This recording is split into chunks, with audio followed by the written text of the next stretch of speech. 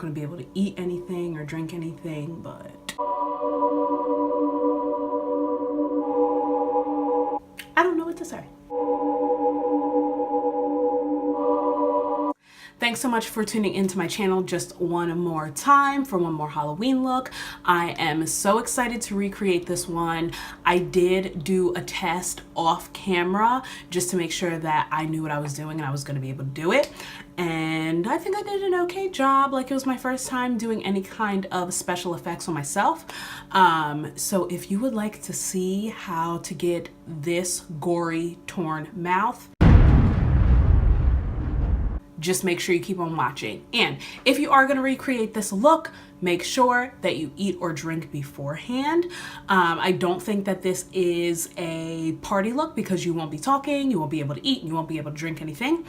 So this is kind of one of those things where it'll work if you're handing out candy, but it is not party friendly. I think something similar would be a Chelsea smile. So if you want me to do a Chelsea smile where it looks like your mouth was just sliced open, give this video a thumbs up or let me know down in the comment section. I will make sure to recreate that. That's a little bit more party friendly. You can eat, you can talk, you can drink. One thing that I will add is that this look can definitely be created with just a few things. If you have some eyeshadow or liquid lipstick, either one will totally be fine.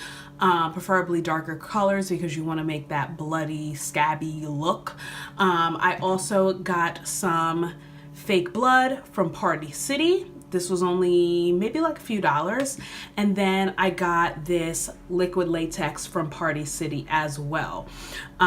So other than that, I'm using toilet paper and an open cotton round. So I'm starting off by taking a makeup wipe and I'm just gonna wipe around where I want my mouth to be, or where I'm gonna put the latex at. So to apply the liquid latex, I am just using a clean cosmetic sponge.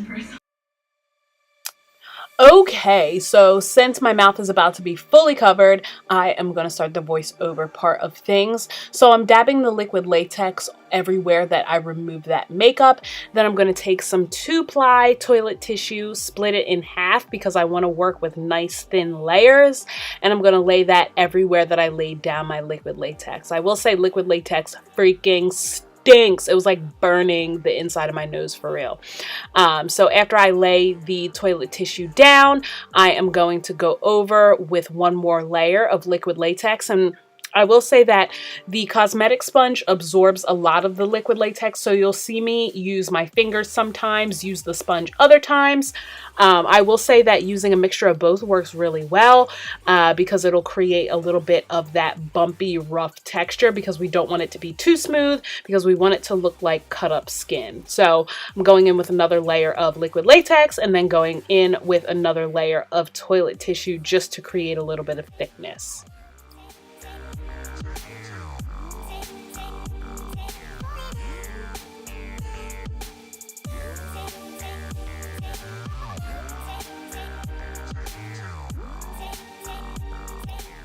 So because the struggle is real with putting liquid latex down, like I'm so torn between I want it to be textured and I don't want to rip up everything that I just laid down. So I literally just poured the liquid latex on my face and dabbed it out with my finger until I got a nice good coat. Then I went back in with the cosmetic sponge to get ready for the cotton that we're going to lay down. And the cotton will just add just another layer of texture. So I'm literally just peeling the cotton from the inside of a cotton round just to create a little bit more texture. And then once I have my cotton down where I want it to go, and I really did just focus most of the cotton on the middle. Once I have that cotton down, then I'm going over once again with another layer of liquid latex and then another layer of toilet tissue.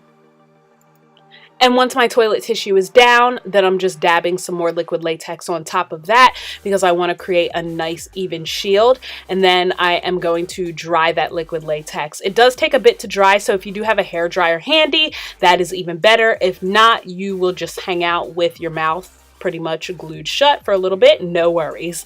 Now you want to take the foundation shade that's closest to your skin, and honestly this one is not closest to my skin, but I don't use it at all and I didn't want to waste my YSL on a Halloween makeup look. Sorry, but I'm taking my foundation and dabbing that everywhere that we laid down the toilet tissue and cotton, and I actually had to mix two because I felt like the first one that I laid down was just a little bit too red. So you want to set the crap out of that foundation that you just laid down. I'm using the Coty Airspun powder because it's dry AF and I never use it on anything else, so this was perfect. And once I have that laid down, then I'm actually going to go in with a red / maroon eyeshadow just to make the part that I'm going to cut look a little bit more bruised because we don't want it to be too brown and pretty.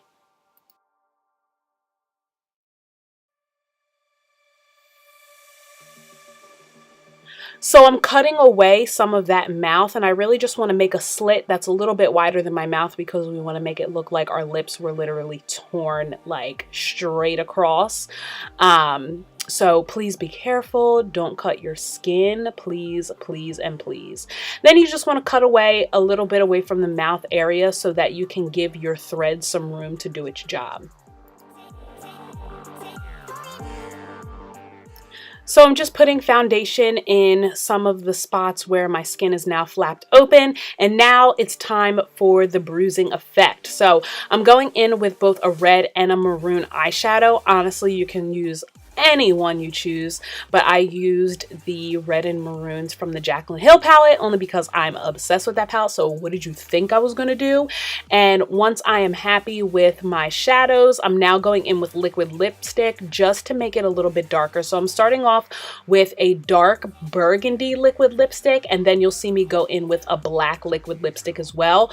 Do not worry about being neat or pretty in any means because we literally want this to look a mess. So you want your darkest shades to be focused on the outer perimeter and some of the lighter shades to be, of course, you know, spotted around the outer perimeter, but most of your lighter shades are going to be on the inside. The darker shades on the outside just create that depth. And really at first I think I went a little bit too ham with the darkness, but then I end up cleaning it up with some red and some magenta liquid lipsticks.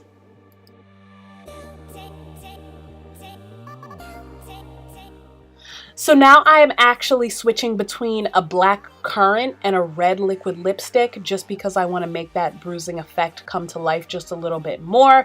So you'll see me spot both of them throughout. Again, not being neat and not being caring at all with what I'm doing. I want it to look as messy as possible, but I also don't want it to look too forced.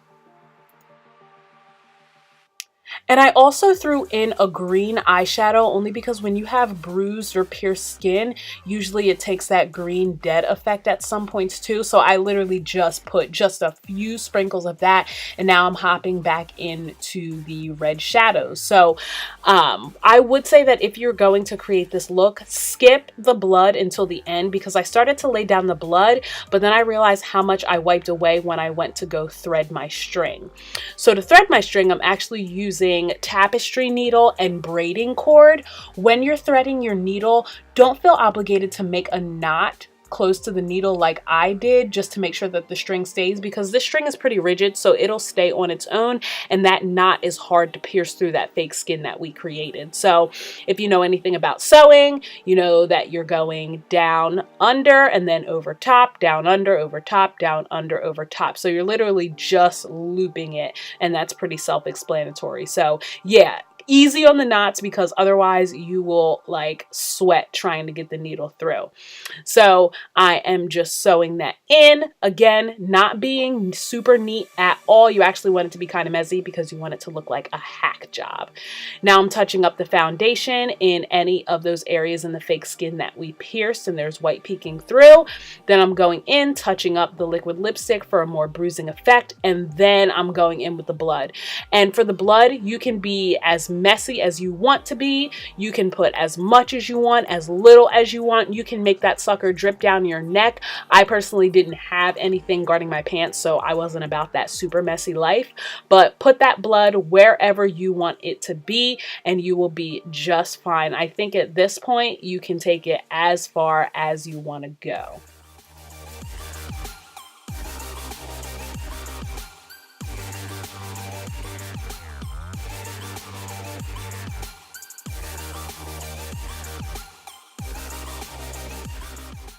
Now, before we officially finish up, I just think that the tears, or at least the illusion of tears and running mascara, just adds effect, because obviously if someone's sewing your mouth shut, you're gonna be crying. So I literally just took water and black eyeshadow, dabbed it under my eyes, made it look nice and messy, and we were good to go.